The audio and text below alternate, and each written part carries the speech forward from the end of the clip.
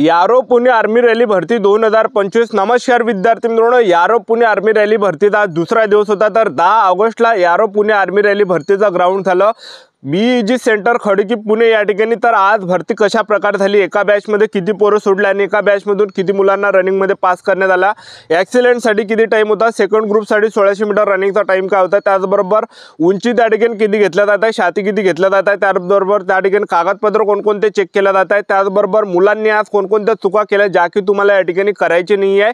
आणि 10 ऑगस्टला BEG centre Khadki Pune या ठिकाणी ग्राउंड कशा प्रकारे या ठिकाणी झालं, ग्राउंडच्या अंदरची प्रोसेस कशा प्रकारे होती, तर संपूर्ण माहिती मी तुम्हाला आजच्या व्हिडिओच्या माध्यमातून सांगणार आहे। कोणकोणत्या गोष्टीचं लक्ष ठेवायचं, कोणकोणत्या चुकांनी करायच्या याबद्दल आजचा व्हिडिओ खूप महत्त्वाचा होणार आहे। व्हिडिओ शेवटपर्यंत बघा आणि व्हिडिओला आताच लाईक करा। नमस्कार विद्यार्थी मित्रांनो, माझी नोकरी कॉर्नर यूट्यूब चॅनलवर मी गोपाल आनखळे तुमचं सर्वांचं सहर्ष स्वागत करतो।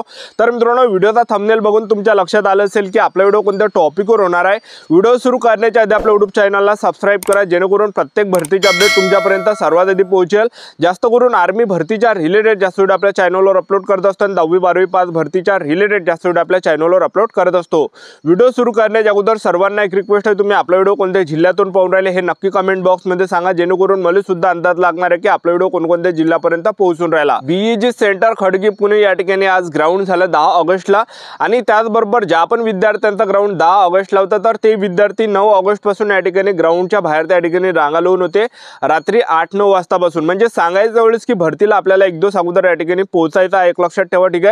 आणि आज जे विद्यार्थी मित्रांनो भरती कशा प्रकारे झाली, तर पहा, ज्या पण विद्यार्थ्यांचा ग्राउंड 10 ऑगस्टला होतं तर ते मुलं 9 ऑगस्टला रात्री त्या ठिकाणी गेटच्या बाहेर होते। सर्वात अगोदर मुलांना त्या ठिकाणी गेटच्या अंदर एंट्री दिली जात आहे आणि एंट्री द्यायच्या वेळेस त्या ठिकाणी 2 डॉक्युमेंट चेक केला जात आहे। आपलं त्या ठिकाणी hall ticket, admit card check केलं जातं आणि आधार कार्ड आपलं चेक केलं जात आहे। तर ह्या 2 डॉक्युमेंटवर मुलांना ग्राउंडच्या अंदर त्या ठिकाणी एंट्री दिल्या जात आहे, एक लक्षात ठेवा, ठीक आहे। आणि त्याचबरोबर एंट्री दिल्यानंतर त्या ठिकाणी मुलांना बसून या ठिकाणी ठेवलं जात आहे। तर पहा विद्यार्थी मित्रांनो, ज्या विद्यार्थ्यांचं ग्राउंड झालं तर त्यांचाच अनुभव मी तुम्हाला या व्हिडिओच्या माध्यमातून सांगू राहिलो, एक लक्षात ठेवा। तर सर्वात अगोदर मुलांना त्या ठिकाणी ग्राउंडच्या अंदर एंट्री दिली आणि एंट्री दिल्यानंतर मुलांना त्या ठिकाणी बसून ठेवलं जात आहे। आणि त्या ठिकाणी जे विद्यार्थी मित्रांनो 12 वाजेपर्यंत त्या ठिकाणी मुलांना बसून ठेवलं जात आहे। आणि जसे 12 वाजले त्या ठिकाणी तर सर्वात अगोदर मुलांचं त्या ठिकाणी जे हॉल तिकीट स्कॅन केलं जातं आणि हॉल तिकीट सर्वांचे स्कॅन होणार आहे। आणि हॉल तिकीट स्कॅन केल्यानंतर जे विद्यार्थी मित्रांनो त्या ठिकाणी 4 बॅच त्या ठिकाणी मोजून त्या ठिकाणी 4 बॅच तयार केल्या जात आहे, 100च्या किंवा 105 110च्या अशा, ठीक आहे। तर सर्वात अगोदर असे 4 बॅच त्या ठिकाणी ग्राउंडच्या अंदर त्या ठिकाणी नेलं, जे 1600 मीटर रनिंगच्या ट्रॅकच्या आसपास। आणि त्या ठिकाणी जे विद्यार्थी मित्रांनो एका बॅच मध्ये त्या ठिकाणी 100 पोरं एका बॅचला त्या ठिकाणी सोडून राहिले।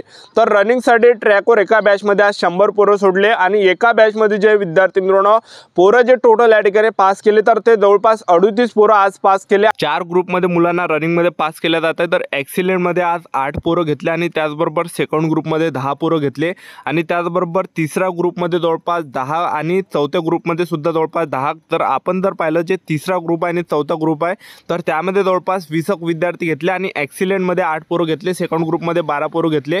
तर अशा प्रकारे जवळपास 38 मुलं या ठिकाणी घेतली। तर ॲक्सिलेंट साठी जो टाइम दिला जात आहे 5 मिनिट 30 सेकंडच्या अंदर ॲक्सिलेंट मध्ये घेतला जातं आणि सेकंड ग्रुप मध्ये जवळपास 5 मिनिट 45 सेकंड पर्यंत आणि त्याचबरोबर तिसरा ग्रुप आणि चौथ्या ग्रुप पर्यंत 6 मिनिटाचा टाइम आपल्याला त्या ठिकाणी भेटून हातावर शिक्के दिले जातात। ज्याने ॲक्सिलेंट मध्ये रनिंग काढली तर ॲक्सिलेंटचा शिक्का, ज्याने सेकंड ग्रुप मध्ये रनिंग काढली तर सेकंड ग्रुपचा शिक्का त्या ठिकाणी दिला जातो। आणि हे सर्व झाल्यानंतर मुलांना त्या ठिकाणी बसून ठेवलं जात आहे आणि बसून ठेवल्यानंतर सर्वात अगोदर मुलांना त्या ठिकाणी लॉंग जंप साठी त्या ठिकाणी नेलं जात आहे। तर लॉंग जंप त्या ठिकाणी घेतला जात आहे। लॉंग जंप जरी पडले नाही तरी सुद्धा आपल्याला सेकंड चान्स त्या ठिकाणी दिला जात आहे। तर लॉंग जंप घेतला जात आहे आणि लॉंग जंप झाल्यानंतर त्या ठिकाणी झिगझॅग सुद्धा घेतला जात आहे आणि झिगझॅग झाल्यानंतर त्या ठिकाणी मुलांची त्या ठिकाणी 10 पुलअप्स त्या ठिकाणी मारायला लावतात आणि 10 पुलअप्स आपल्याला त्या ठिकाणी काढायचे। 10 पुलअप्स जर काढले तर 40 मार्क आपल्याला भेटणार आहे आणि ॲक्सिलेंट मध्ये जर रनिंग काढली तर 60 मार्क तुम्हाला यामध्ये भेटणार आहे, एक लक्षात ठेवा, ठीक आहे। तर हे झाल्यानंतर ज्या पण विद्यार्थ्यांचा त्या ठिकाणी लॉंग जंप झालं, झिगझॅग झालं, 10 पुलअप्स झालं, तर हे प्रोसेस झाल्यानंतर त्या ठिकाणी मुलांना बसून ठेवलं जातं आणि उंची त्या ठिकाणी मुलांची घेतली जाते। जे उंची त्या ठिकाणी लागत आहे तर 168 सेंटीमीटर उंची त्या ठिकाणी घेतल्या जातं आणि त्याचबरोबर छाती 78 सेंटीमीटर फुगून 5 सेंटीमीटर घेतल्या जातं। आणि हे सर्व झाल्यानंतर मुलांना त्या ठिकाणी डॉक्युमेंट व्हेरिफिकेशन साठी बसवलं जात आहे। तर डॉक्युमेंट व्हेरिफिकेशन त्या ठिकाणी होतं, तर डॉक्युमेंट व्हेरिफिकेशनच्या वेळेस मुलांना त्या ठिकाणी थंब गेला जात आहे।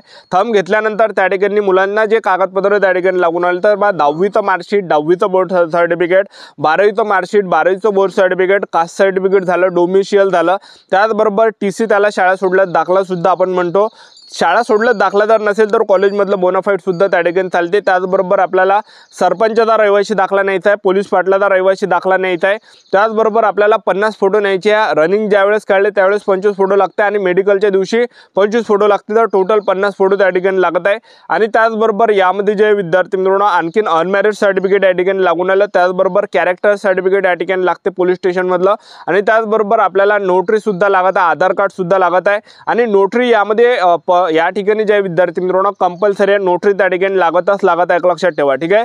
तर नोटरी आपल्याला कुठं काढायची तर वकिलाच्या घरी आपल्याला नोटरी काढायची आहे। तर जेवढे पण तुम्ही कोणत्याही जिल्ह्यातले असाल तर आपल्या जिल्ह्यामध्येच आपल्याला नोटरी काढायची, एक लक्षात ठेवा, आपल्या जिल्ह्यामध्येच नोटरी काढायला लागते। आणि कोणत्याही जिल्ह्यातले असाल तुम्ही तर आपल्याला वकिलाच्या घरी या ठिकाणी नोटरी काढायला लागते। तर पहा विद्यार्थी मित्रांनो, तुम्ही कोणत्याही जिल्ह्यातले असाल तर आपल्या जिल्ह्यामध्ये, तर एक उदाहरण तुम्हाला देऊन आलो, पुणेमधले जर तुम्ही असाल तर पुणेमध्ये गल्लोगल्ली जे विद्यार्थी मित्रांनो ॲडव्होकेटचे घर आहे त्या ठिकाणी, तर म्हणजे सांगायचं एवढंच की आपल्या जिल्ह्यामध्ये त्या ठिकाणी नोटरी करा तुम्ही, तर आपल्या जिल्ह्यामध्येच नोटरी करा। आणि नोटरी ज्या प्रत्येक गल्लोगल्ली जे विद्यार्थी मित्रांनो ॲडव्होकेटच्या वकिलांचे घर राहते आणि त्यांच्या घरासमोर काळ्या कलरची पाटीस लागली राहते की इथे या ठिकाणी नोटरी करून भेटणार आहे म्हणून, येथे नोटरी करून भेटणार आहे म्हणून, तर त्यांच्या घरीच आपल्याला नोटरी करायची। तर नोटरी कोणत्या फॉर्मवर करायची, जेव्हा तुम्ही आर्मीचा फॉर्म भरला होता तर सायबर कॅफेवाल्याने तुम्हाला 2-3 प्रिंट दिल्या, ॲप्लिकेशन प्रिंट दिल्या, त्याचबरोबर एक हे प्रिंट दिल्या नॉन ज्युडिशियल स्टॅम्प पेपर म्हणून। तर ह्या फॉर्मवर आपल्याला त्या ठिकाणी नोटरी करायची आणि याच्यावर आपल्याला 10 रुपयाची तिकीट त्या ठिकाणी लावायची, एक लक्षात ठेवा, ठीक आहे। तर 100 रुपयातच नोटरी भेटते, 5 मिनिटाचं काम आहे, ते बातच होऊन जाते, एक लक्षात ठेवा, ठीक आहे। तर नोटरी कंपल्सरी आहे। तर एवढे जे मी तुम्हाला डॉक्युमेंट सांगितले तर हे सर्व ओरिजिनल डॉक्युमेंट आपल्याला सोबत न्यायचे आहे आणि प्रत्येकाच्या 2-2 झेरॉक्स न्यायच्या। आर्मीवाले एक झेरॉक्स त्या ठिकाणी मागत आहे, पण 2-2 झेरॉक्स पडल्यावर उद्या काहीही त्या ठिकाणी प्रॉब्लेम येणार नाही, एक लक्षात ठेवा, ठीक आहे। तर एवढं काही डॉक्युमेंट त्या ठिकाणी लागत आहे। तर मुलं या ठिकाणी कोणकोणत्या चुका करत आहे तर ज्या की तुम्हाला करायचे नाही आहे। तर पहा विद्यार्थी मित्रांनो, आज जे 10 ऑगस्टला या ठिकाणी ग्राउंड झाला आर्मी भरतीचा, तर आज मुलांनी या ठिकाणी चुका केल्या तर त्यांना डायरेक्ट घरी पाठवण्यात आलं। तर आज 10 ऑगस्टला ग्राउंड होतं, तर काही विद्यार्थी या ठिकाणी 10 ऑगस्टला त्या ठिकाणी ग्राउंडवर आले। तर सांगायचं एवढंच की 10 ऑगस्टला त्या ठिकाणी भरती ग्राउंड कंप्लीट झालं होतं, ठीक आहे। म्हणजे सांगायचं एवढंच की आर्मी भरतीची जी प्रोसेस आहे हे 1 दिवस अगोदरपासून या ठिकाणी चालू झालेली राहते, एक लक्षात ठेवा। जसं आता 10 ऑगस्टला ज्या विद्यार्थ्यांचा ग्राउंड होतं तर ते मुलं 9 ऑगस्टला त्या ठिकाणी रात्री 7-8 वाजतापासून त्या BEG सेंटर खडकी पुणे या ठिकाणी ग्राउंडच्या बाहेर त्या ठिकाणी थांबले होते। म्हणजे सांगायचं एवढंच की भरतीची जी प्रोसेस आहे ही 1 दिवस अगोदरपासून चालू झालेली राहते, एक लक्षात ठेवा।